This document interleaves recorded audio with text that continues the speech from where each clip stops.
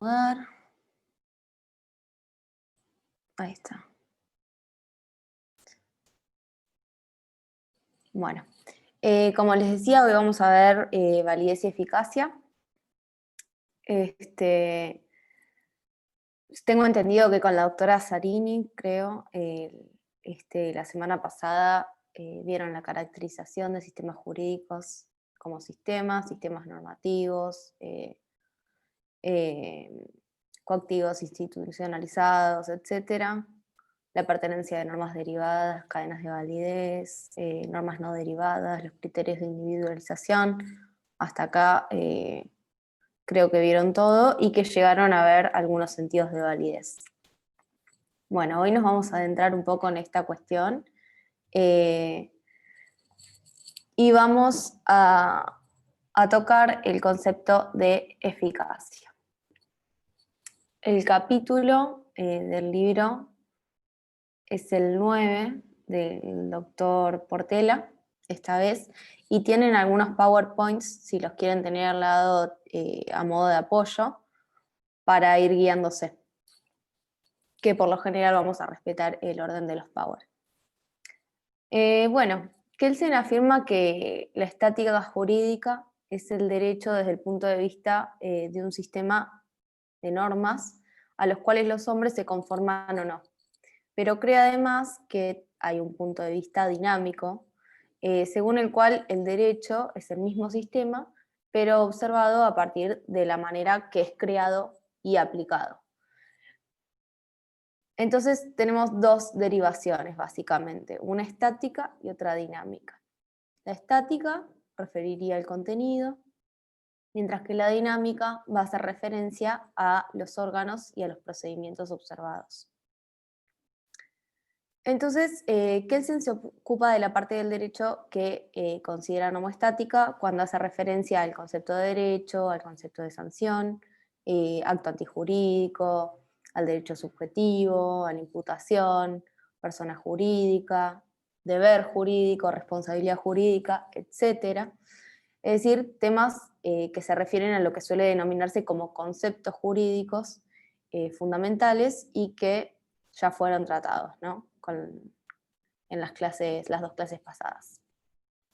En cambio, habla de nomodinámica para ocuparse principalmente del orden jurídico y de la jerarquía de las normas y de las consecuencias como la resolución de los conflictos entre normas, las relaciones entre el derecho internacional y los órdenes nacionales, la noción jurídica de revolución, que son algunos de los temas que en los cuales nos vamos a centrar ahora. Entonces, cuando hablamos de nomodinámica y la noción de sistema, nos encontramos en un espacio que corresponde al conjunto de las normas jurídicas que pueden agruparse dentro de un mismo ámbito de validez espacial y temporal. Por ejemplo, el derecho que rige en Argentina en determinado año, en el año 1994, o el derecho que rige en Brasil en el año 1900, etc. Y cuando nos ocupamos de la nomodinámica, nos estamos refiriendo al conjunto de las normas, no a ellas aisladamente, sino a su operatividad en conjunto, siendo que estas están agrupadas para regular las conductas de las personas jurídicas. Entonces, esto nos lleva en primer lugar a preguntarnos si una determinada norma pertenece o no a un determinado orden, es decir, si forma parte del mismo. Además, se trata de estudiar al derecho regulando su propia creación, ¿no? Y acá en el libro van a ver el concepto de autopoiesis jurídica, digamos. Hace una especie de asimilación a un organismo vivo que perteneciera a la biología, pero desde el derecho, diciendo que el derecho, en definitiva, termina regulando su propia creación a través de este mecanismo. Kelsen lo que piensa es que el conjunto de normas es un sistema que, para tratar de elucidar la significación de la palabra sistema, hay que tener presente que cualquier conjunto se transforma en un sistema cuando lo que se pretende es establecer si dentro del orden de la variedad de sus elementos, estos se presentan en forma ordenada o desordenada y caótica. Entonces, todo esto va a depender necesariamente de ciertos criterios que van a ser las veces de guía para el sistematizador, ¿no? Entonces la pretensión o este afán de sistematizar el conjunto de normas podría, por ejemplo, compararse con un ejemplo medio pago, ¿no? Con sistematizar un conjunto de alumnos, ¿no? ¿Cómo los vamos a ordenar? Y para esto vamos a adoptar ciertos criterios. Podríamos dividirlos en las edades, podríamos dividirlos en fechas en las cuales ingresaron a la carrera, en el número de materias aprobadas o la cantidad de plazos, por ejemplo. Pero los criterios que utilicemos van a depender del objetivo que guían a la persona que sistematiza, ¿no? Obviamente. Entonces, por eso vamos a decir que las sistematizaciones no son naturales, porque dependen del objetivo de la persona que intenta la sistematización. Pero las sistematizaciones, pese a no ser naturales, sí tienen que ser útiles, como decíamos, ¿no? Porque el sistematizador tiene un cierto objetivo en su tarea. Y para esto deben cumplir con una serie de requisitos sin los cuales no podrían ser consideradas como tales. Entonces acá aparecen algunos conceptos que introducen autores como Alchurrón y Bulgin, que son los de completitud, independencia y coherencia. La completitud alude a la necesidad de que el sistema abarque todo el campo de las normas a ordenar, sin que queden ningún tipo de lagunas. La independencia, por otro lado, refiere a que las normas que se trata de sistematizar no sean redundantes y que no toquen el mismo problema con idéntica solución. Y por último, la coherencia se va a dar en el caso de que no haya dos normas que solucionen un determinado problema o un caso de forma distinta, es decir, que no haya contradicciones dentro del propio sistema. Entonces ahí estarían dados los tres elementos de completitud, independencia y coherencia. Estas serían las condiciones mínimas, digamos, para que el sistematizador lleve a cabo una sistematización, valga la redundancia, de un conjunto de normas que sean útiles. Pero todo, o sea, lo que sucede es que, ¿para qué tenemos las sistematizaciones? Porque queremos solucionar problemas prácticos, digamos. Esto significa que tengan una cierta utilidad. Y especialmente en el campo del derecho, los que se refieren a la pertenencia de una norma a un determinado sistema y a la resolución de conflictos entre normas con el objeto de evitar casos de conflictos de intereses, ¿no? Por todos estos problemas, digamos, vamos a tener las sistematizaciones, pero todos ellos van a partir de uno que consideramos previo y fundamental y que consiste en responder a la pregunta de cuándo una norma pertenece o integra un determinado sistema jurídico. Y para esto Kelsen va a hacer referencia o va a introducir dos términos que si bien al principio parecen estar bien delimitados, a medida que desarrolla su teoría suelen tener algunos puntos de intersección y esto es lo que mayores dificultades termina generando en la comprensión, digamos. Y estos dos términos son los de validez y eficacia de las normas. Y como dije, la relación entre estos dos conceptos es uno de los problemas fundamentales que debe resolver una aproximación positivista del derecho. ¿Qué es validez? ¿Alguno quiere participar? Así no hablo sola cual monólogo. ¿Lo vieron? Bueno, vamos a ver qué es validez entonces. Kelsen entiende por validez la existencia específica de la norma jurídica. Es decir, que son válidas las normas que existen, pura y llanamente, digamos. Si la norma existe, es válida. Con esto traslada la cuestión de la validez hacia la cuestión de la existencia de las normas, ¿no? Y tal hecho, acá dice sí y solo sí, las normas cuya validez se trata de averiguar cumplen con 3 requisitos.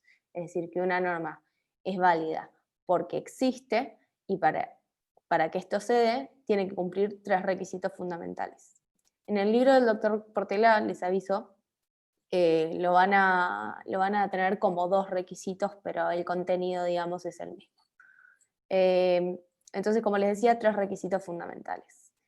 Tiene que haber sido dictada conforme a un órgano establecido en una norma superior, conforme a un procedimiento establecido en una norma superior y conforme al contenido establecido por una norma superior.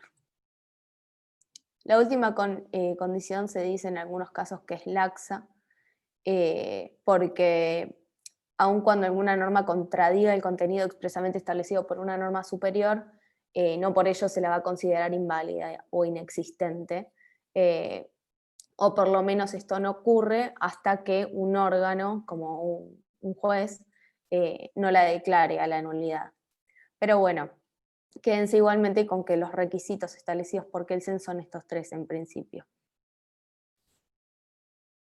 Todo esto que dijimos, obviamente, presupone una cierta jerarquía, porque estamos hablando de que para que se cumplan estos 3 requisitos siempre hay que ver a la norma superior, lo cual nos lleva a el concepto de pirámide jurídica. Si presuponemos la existencia de esta estructura jerárquica, vamos a visualizar, digamos, la pirámide. Las superiores en esta estructura van determinando los órganos y los procedimientos de creación de las inferiores y eventualmente también los ciertos contenidos mínimos de estas. La metodología mediante cual el derecho regula su propia creación y aplicación, que acá aparece de nuevo la autopoiesis biológica a la que hacíamos referencia hace un ratito, y que lo constituye en un orden dinámico de normas, ¿no? Esto de que el derecho se autorregula. A esto se suma que cuanto más elevada resulta ser una norma, con mayor detalle se regulan tanto los órganos competentes para crear normas inferiores, como también los procedimientos necesarios para hacer efectivo tal acto, y menor es la determinación de contenidos que efectúa. Tomemos, por ejemplo, la Constitución, ¿no? Lo corroboramos cuando, pasando los artículos, nos damos cuenta que trata el tema de la creación y la sanción de las leyes, incluyendo formalidades, mayorías, las normas respecto de la publicación, la promulgación, la facultad de veto, qué cámara inicia cada proyecto, por cuál otra debe pasar el proyecto para luego ser llevada a consideración del Ejecutivo, etc. Y nos damos cuenta que respecto al contenido o a los contenidos obligatorios, suele ser más vago, ¿no? Los primeros 30 artículos nada más refieren al contenido. Entonces, disculpen. La estructura jerárquica de las normas válidas que constituyen un sistema se conoce con el nombre de pirámide jurídica. Y acá aparece la pirámide jurídica famosa de Kelsen. Y bueno, es la figura de la geometría, digamos, más reconocida por los juristas y los estudiantes de Derecho. Y adopta esta forma porque en su vértice se encuentra la Constitución Nacional y en los escalones inferiores las leyes del Congreso, los decretos del Ejecutivo, las resoluciones de los ministros y secretarios de Estado, las sentencias judiciales y en la base ya las los contratos o los actos jurídicos del derecho privado. En el caso de los países federales como el nuestro, la pirámide no la vamos a ver así, digamos, triangulito, perdonen la pirámide, sino que va a tener 3 dimensiones. ¿Por qué? Porque somos un país federal, ¿no? Entonces en un vértice común va a estar la Constitución Nacional, que origina a su vez estructuras piramidales que no pueden verse en un solo plano, sino en varios, tales como los del orden federal, los del orden provincial y además el orden comunal, ¿no? Entonces va a ser una especie de cuando está en 3D. Lo cual termina complicando, obviamente, el diseño del sistema, pero no la solución de conflictos porque, por ejemplo, los que existan entre las provincias y la nación o entre las provincias mismas se van a atribuir a la Corte Suprema de la Nación en forma de competencia originaria, pero esto lo van a ver en procesal y no hace falta que lo sepan, digamos. Pero bueno, volviendo un poco, perdonen, antes de seguir con validez y eficacia ya de lleno, vamos a decir que esta forma jerárquica del sistema normativo, muchas veces explícito en las constituciones de cada orden jurídico, permite solucionar los posibles conflictos de normas, ¿no? Lo cual le termina dando coherencia al sistema.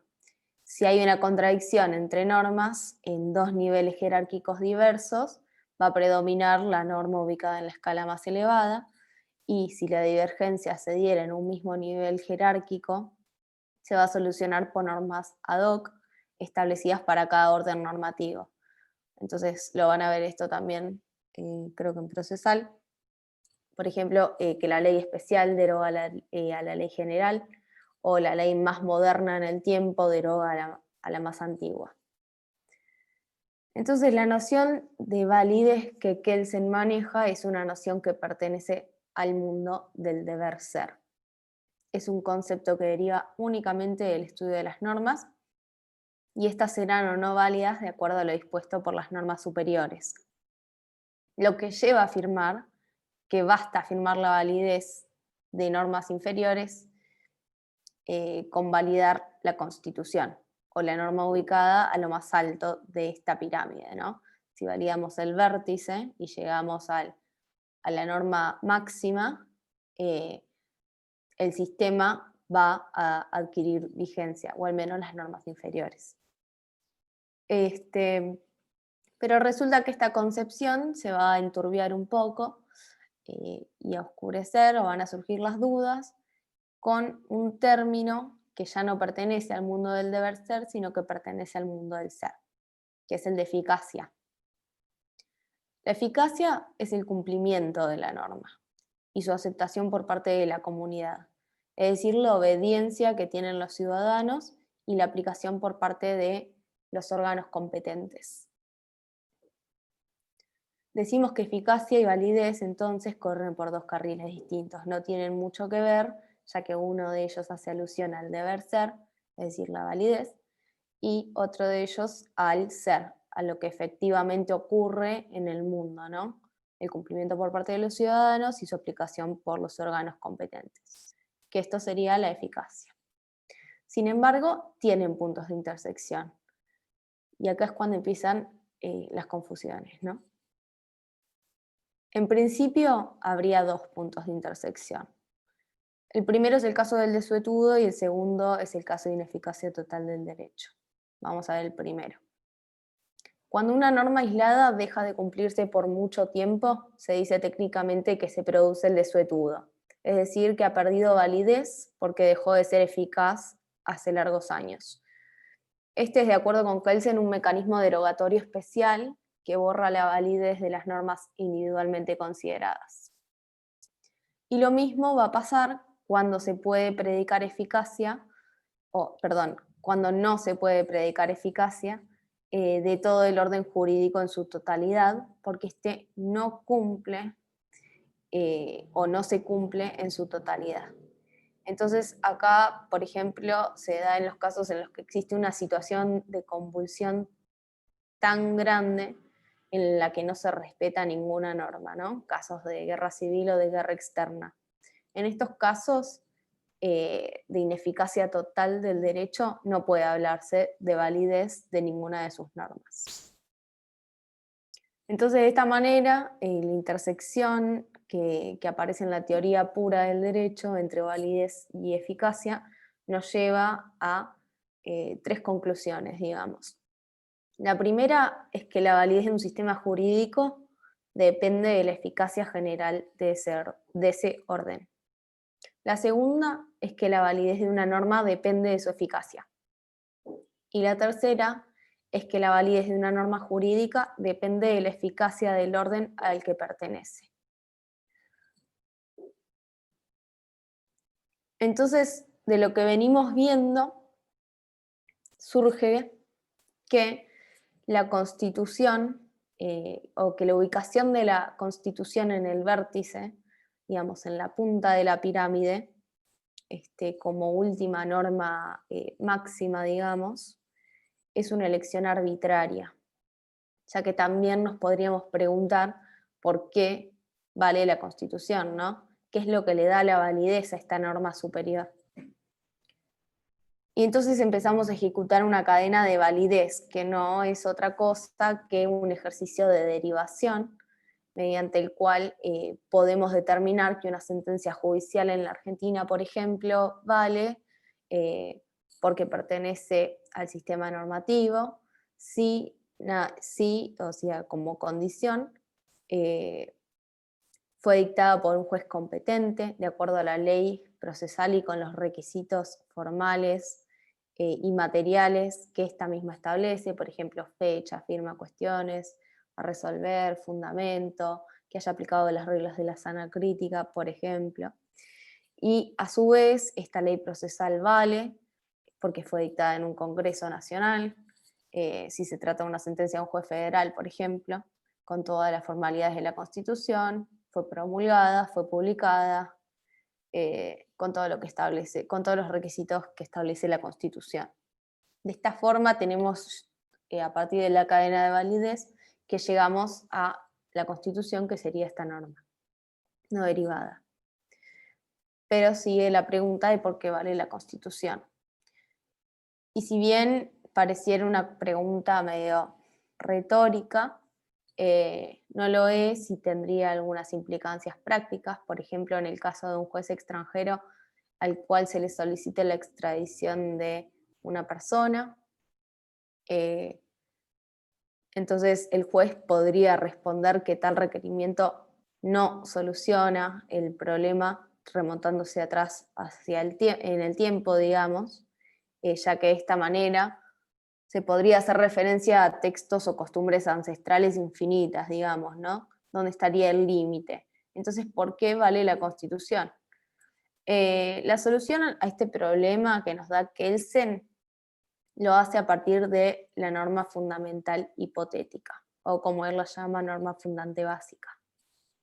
¿Qué es la norma fundamental hipotética? Bueno, es una norma hipotética justamente, no es una norma en verdad, y por eso se presta a confusiones.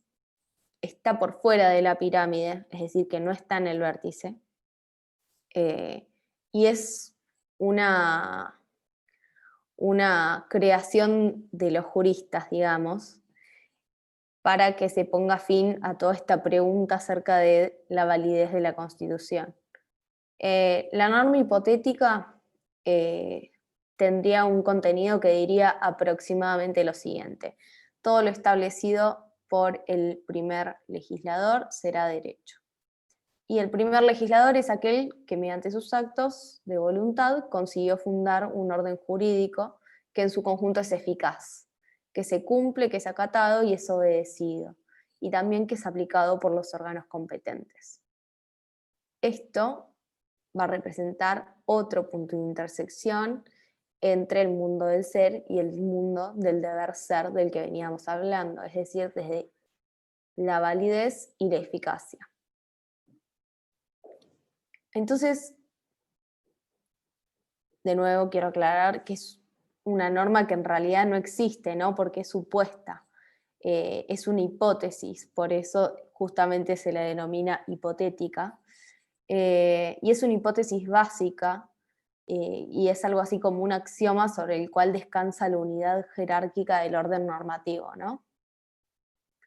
Es en definitiva el criterio de sistematización, lo que obliga a su otro nombre, de norma fundamental, ya que solo esta es la que permite dar sentido jurídico a todo el sistema. Entonces acá el juez extranjero del cual veníamos hablando tendría una solución para su problema, ¿no? Así como también cualquier abogado que tuviera algún caso, por ejemplo, un juez nacional que se enfrente con un problema como un homicidio o una quiebra, y si quiere averiguar si hay normas que permiten solucionarlo, su pregunta va a ir inevitablemente por el lado de la validez y para este, llegar a la conclusión de que la norma o el sistema es válido, eh, al terminar la cadena de validez, va a llegar a la norma hipotética de Kelsen, ¿no? Que va a pasar, dice él, al inconsciente colectivo de los juristas. A partir de esto se derivan otra serie de cuestiones, ¿no? A partir de las nociones de validez, de eficacia, del establecimiento hipotético de esta norma fundante básica, es posible derivar otras soluciones en lo que respecta a las relaciones existentes entre los órdenes jurídicos nacionales y el derecho internacional, y a su vez a la elaboración jurídica del concepto de revolución. Por un lado tenemos el tema del derecho internacional y por otro lado el de cambio revolucionario. Respecto al primero,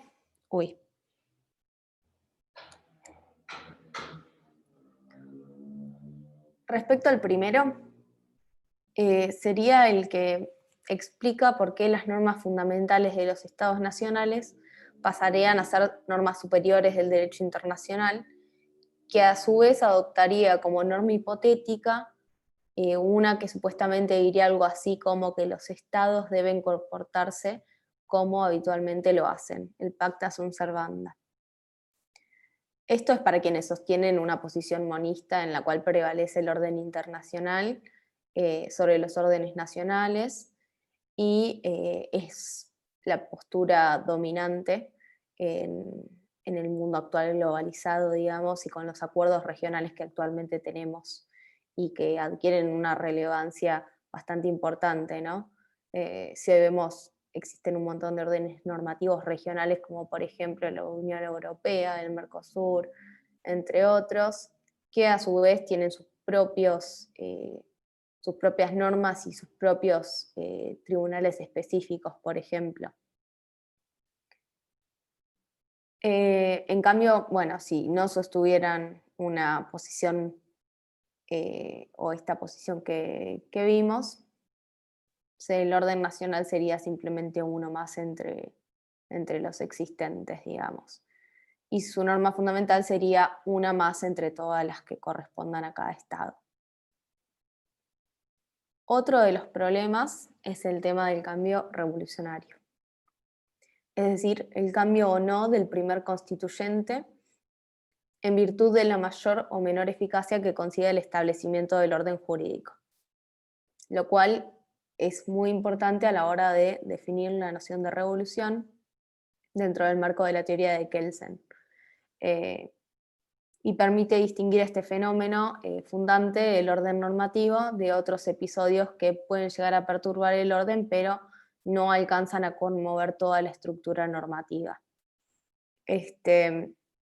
Del juego de los conceptos de validez y estructura jerárquica del orden se deriva lo que se considera como fuente del derecho, que pasa a ser cualquier norma en la medida de que de estas deriven deberes, responsabilidades o derechos, dejando al lado un poco la concepción de las teorías tradicionales de fuentes de derecho como que tienden a mirar de dónde surge, ¿no? la ley, la costumbre, la jurisprudencia, etc. Bueno, lo último para aclarar al respecto sería que de los conceptos elaborados por Kelsen, especialmente el de la norma fundamental, como una hipótesis básica, eh, que permite la sistematización de todo el sistema jurídico a través de la validez y de la eficacia y todo lo que dijimos hasta ahora, fue abandonada por el autor posteriormente en su libro Teoría General de las Normas, donde adopta una consideración de la norma fundamental distinta a la expuesta en la teoría pura, que es todo lo que vimos hasta ahora. Pero nosotros nos enfocamos en todo lo que vimos diciendo, ¿no? Entonces, para repasar un poco, desde la derivación de dinámica jurídica,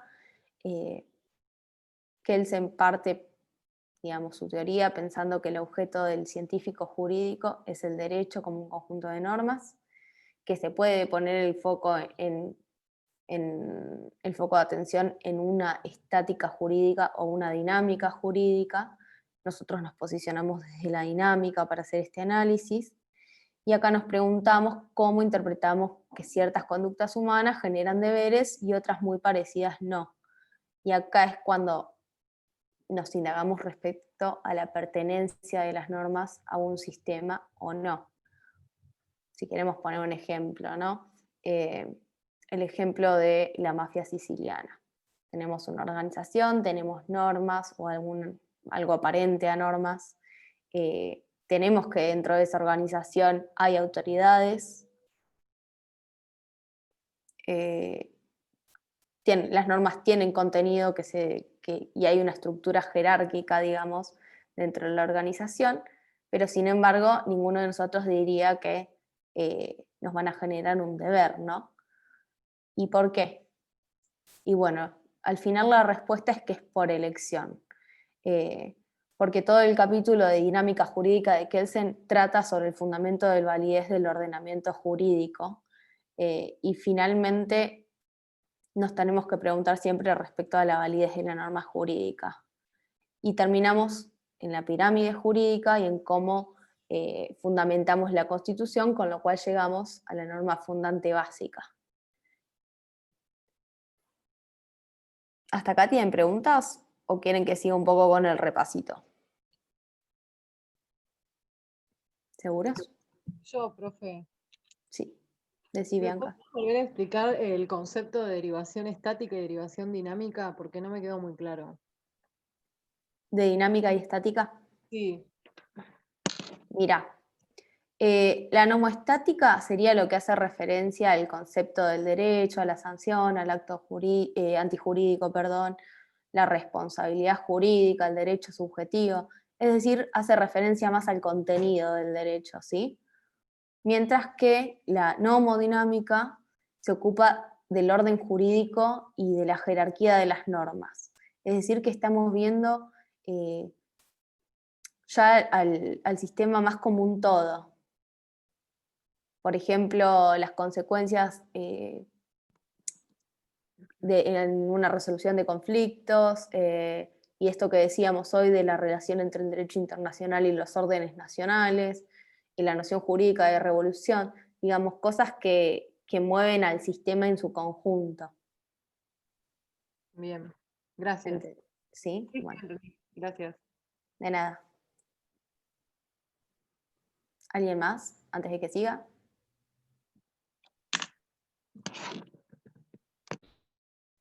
Bueno, entonces llegamos, como les dije, a la norma fundante básica, que es la que le da un fundamento, digamos, y dota de unidad sistemática al ordenamiento, de la cualidad de pertenecientes a las normas y de su carácter obligatorio.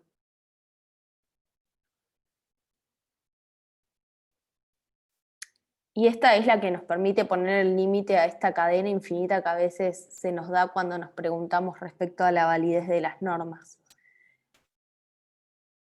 Por ejemplo, si aplicamos un silogismo judicial en el cual la premisa mayor es fundamento de validez de la conclusión, solo si ella misma es una norma, que es en definitiva lo que nos dice Kelsen, y que lo es solo si una norma la torna como tal, que esto que parece medio como un trabalenguas, ¿no? Cuando miramos los 3 requisitos de que la norma haya sido dictada por un órgano competente de conformidad con las normas superiores, que respete ciertos contenidos mínimos de las normas superiores y el procedimiento establecido en las normas superiores, nos encontramos con que pareciera que no hay un fin, ¿no? Puesto que podría asimilarse a la problemática dada por la ley de Hume, que siempre necesitamos otras normas para justificar lo que dice en la norma. Entonces, ¿hacemos la búsqueda hasta el infinito? No. Tenemos la norma fundante básica, que es presupuesta, como habíamos dicho hoy, y que dota de unidad sistemática al ordenamiento.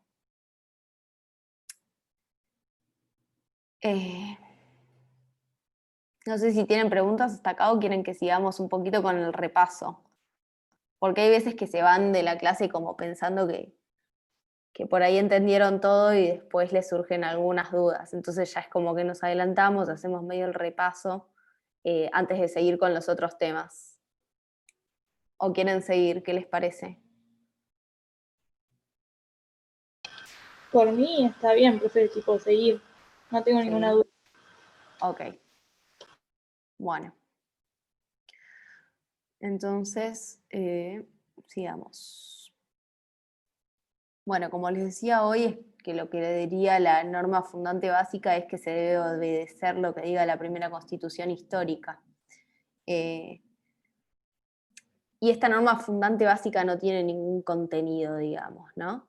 Ni precede al ordenamiento ya existente, sino que la eficacia precede a la validez. Primero debe haber un ordenamiento efectivo en el que se ejerza la coacción, por ejemplo, y la necesidad de la norma fundante básica tan solo se presenta cuando un ordenamiento quiere ser descrito como un ordenamiento jurídico válido.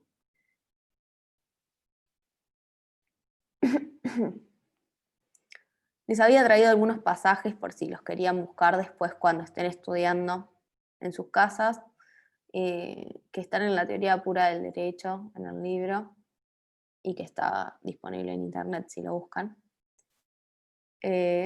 Por ejemplo, la definición de norma fundante básica en la página 206, que dice que es aquella norma que es presupuesta cuando la costumbre mediante la cual la Constitución se ha originado o cuando ciertos actos constituyentes ejecutados conscientemente por determinados hombres son interpretados como hechos productores de normas. Cuando el individuo o la reunión de individuos que han redactado la Constitución sobre la que reposa el orden jurídico son vistos como una autoridad que impone normas. De este pasaje, por ejemplo, extraemos que la esencia de la norma fundante básica haría referencia inmediata a una constitución jurídico positiva, impuesta y eficaz, y una referencia mediática, mediata, no mediática, al resto del ordenamiento. La función que tiene es una condición lógica trascendental. Digamos que hay una norma fundante básica cuando ya no hay posibilidad de justificar la validez de modo silogístico, ¿no? Esto es imposible si se pretende constituir a esa norma a fundamentar en un acto volitivo. Por lo tanto, la norma tiene que ser pensada y presupuesta. La fuente de la norma fundante básica es un acto intelectual, digamos, es una elaboración de los juristas y de los estudiantes de derecho, si se quiere, no, de los juristas. Y la función que tiene es que es necesaria para el científico del derecho, básicamente. Después tenemos los cuestionamientos de validez de todo un orden, que serían la revolución y el reemplazo, que es lo que veíamos hoy. Y por otro lado, quería detenerme nuevamente en la cuestión de validez y eficacia por una última vez. La eficacia es una condición de validez, pero no se identifica con ella. Y esto lo encontramos en la página 223 de la teoría pura del derecho, cuando dice que la eficacia del orden jurídico como un todo y la eficacia de una norma jurídica aislada son, junto con el acto de instauración normativa, condición de la validez. Y la eficacia es condición en el sentido de que un orden jurídico como un todo y una norma jurídica aislada no es considerada ya válida cuando ha cesado de ser eficaz. Pero la eficacia tampoco puede ser considerada como fundamento de validez, porque el fundamento es la respuesta a la pregunta de por qué las normas del ordenamiento deben ser acatadas. Y esto lo encontramos en la norma fundante básica, que dota de validez a la Constitución fácticamente impuesta y que es eficaz. Entonces nos encontramos con una especie de silogismo normativo fundante de la validez, que estaría o se nos presentaría de la siguiente forma. Por un lado tenemos una premisa normativa que nos diría que uno debe comportarse de acuerdo con la Constitución fácticamente establecida y eficaz, lo cual es una premisa contingente y es meramente presupuesta. Y por otro lado tenemos una premisa fáctica que diría la Constitución X fue efectivamente establecida y es eficaz, lo cual quiere decir que las normas por ella establecidas ya son implementadas y acatadas. Lo cual nos lleva a una conclusión, que es que las normas dictadas de conformidad con la Constitución X deben ser obedecidas. Son objetivamente válidas. Y por último les quería leer este pasaje de la página 224, que dice que las normas de un orden jurídico positivo valen porque la norma fundante básica, que es regla de base de su producción, es presupuesta como válida, y no por ser ella eficaz. Pero aquellas normas solamente tienen validez cuando ese orden jurídico sea eficaz. Entonces, si una constitución pierde eficacia, pierde validez todo el ordenamiento jurídico y cada una de sus normas. Si un ordenamiento jurídico se torna totalmente ineficaz, como habíamos visto al principio, es inválido. Si el ordenamiento jurídico tiene normas ineficaces o inválidas, no deja de ser un ordenamiento jurídico válido. Por otro lado, si una norma jurídica es vulnerada aisladamente, puede llegar a ser válida. Y si una norma jurídica no es susceptible de ser vulnerada, va a ser inválida. Estas son algunas conclusiones que podemos extraer de la teoría de Kelsen. Y después, bueno, el caso del desuetudo que vimos. Ahora, el último tema sería ver los problemas que tiene la propuesta de Kelsen. Y estos problemas, creo que ya los vieron, tienen que ver que tanto la validez como la eficacia son expresiones que adolecen de una enorme vaguedad, y que Kelsen aparentemente las utilizó sin tomar los recaudos necesarios para paliar el problema de orden semántico, de este orden semántico. Acá, bueno, les traje algunas de los focos de significado que enuncia Nino respecto de validez. Se los digo medio rápido. ¿Esto ya lo vieron con Andrea? ¿Sí? ¿Quieren que lo pasemos? O, bueno, lo decimos medio rápido, total son 5 minutos. El primero de ellos es que en muchos contextos decir que una norma o un sistema normativo son válidos es equivalente a decir que la norma o el sistema en cuestión existen. Entonces, los criterios de validez de una norma o sistema serán los mismos que los de su existencia, y esos criterios pueden variar grandemente según diferentes acepciones. Otro foco de significado sería que puede asociarse a la validez de una norma o un sistema con su justificabilidad, con el hecho de que deba hacerse lo que ellos disponen, es decir, con su fuerza obligatoria moral. Una tercera diría que una norma jurídica es válida cuando hay otra norma jurídica que declara que su aplicación u observancia es obligatoria. Una cuarta podría decir que una norma es válida en el sentido de que su dictado fue autorizado por otras normas jurídicas, o sea que ha sido sancionada por una autoridad competente dentro de los límites de la competencia. Una quinta podría decir que una norma es válida cuando pertenece a un cierto sistema jurídico, y una sexta podría decir que cuando se dice que una norma o un sistema jurídico son válidos, a veces se puede querer decir que tienen vigencia o eficacia, es decir, en medio que se confunden estos dos conceptos. Estos 6 focos por lo general no son autónomos, digamos, generalmente se presentan combinados. Entonces nos encontramos de golpe, por ejemplo, con que alguien podría decir que una norma jurídica es válida, sería equivalente a decir que existe, es decir, en el significado número 1, y que una norma jurídica existe solamente si está moralmente justificada, con lo cual haríamos referencia al sentido número 2.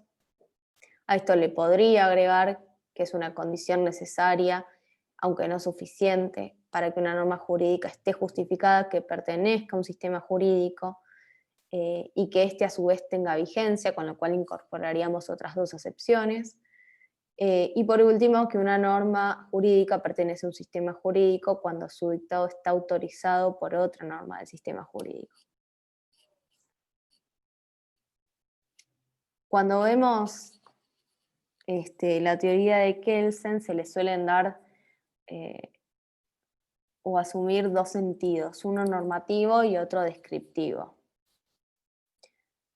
El normativo hace referencia a la designación del concepto de validez, que incluye la justificabilidad o la fuerza obligatoria moral de las normas o del sistema jurídico de los que se predica validez.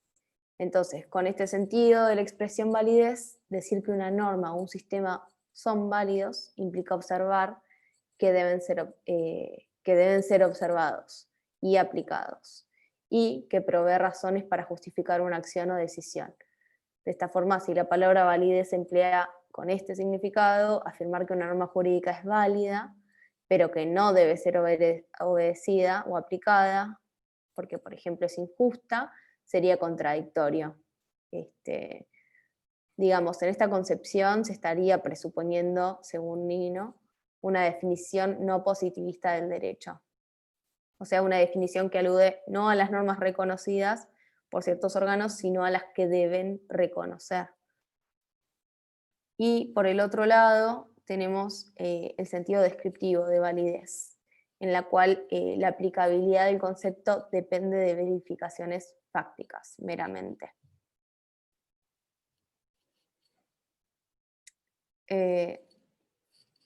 Bueno, no sé, ¿tienen alguna pregunta de este tema?